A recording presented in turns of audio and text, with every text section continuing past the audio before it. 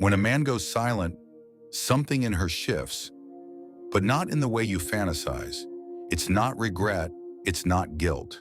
It's not some sudden realization that she lost the one. Number it starts with curiosity, followed by confusion, and then power. But here's the part no one ever warned you about. The real shift doesn't happen in her, it happens in you. Not loud, not sudden, just a click.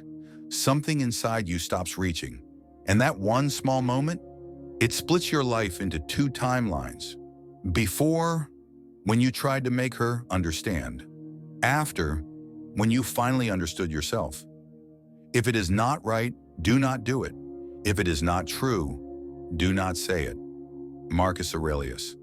Let's tell the truth. Most men, we weren't raised to be silent. We were raised to prove, to explain, to justify our love, like lawyers in a courtroom.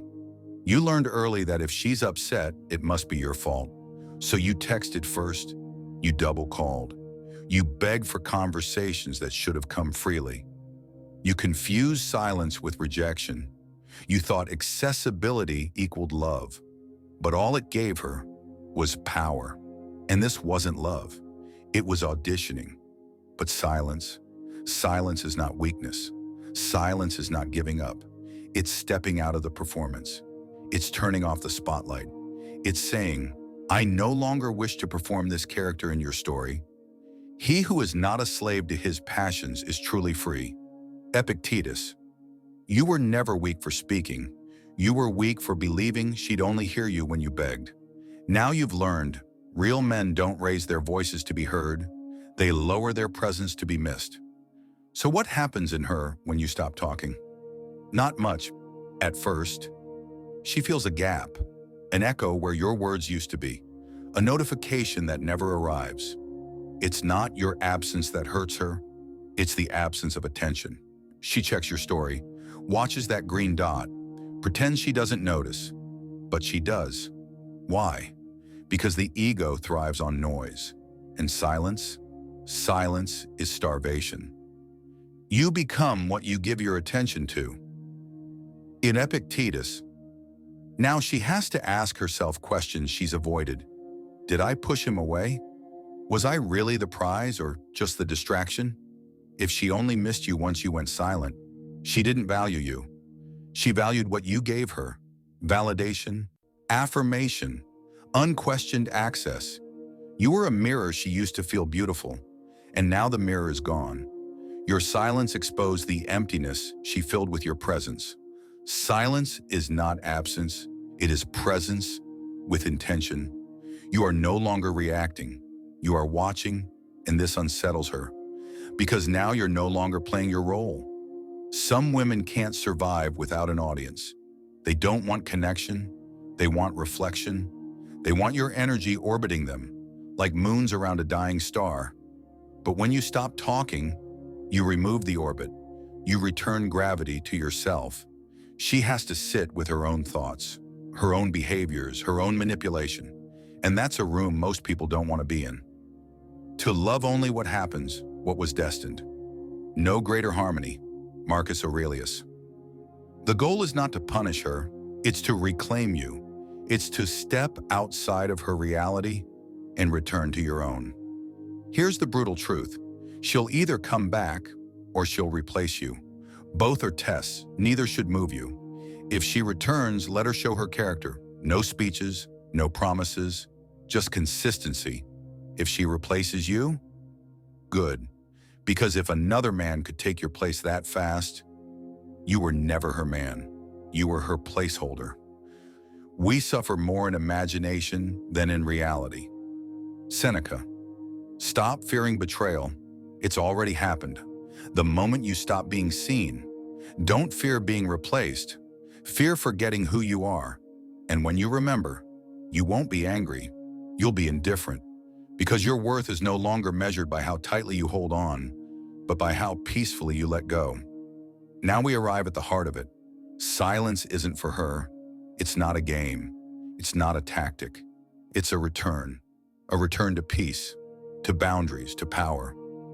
In the silence, you realize just how much noise you tolerated, how much energy you spent trying to decode someone who had no intention of being honest. You see the eggshells? You feel the weight you carried. You remember the peace you abandoned just to not lose her. But now you see the cost was too high. You're not cold. You're clear. You're not cruel. You're calm. You're not distant. You're disciplined. A gem cannot be polished without friction, nor a man perfected without trials. Seneca. Let her call it whatever she wants. You'll call it what it is, freedom.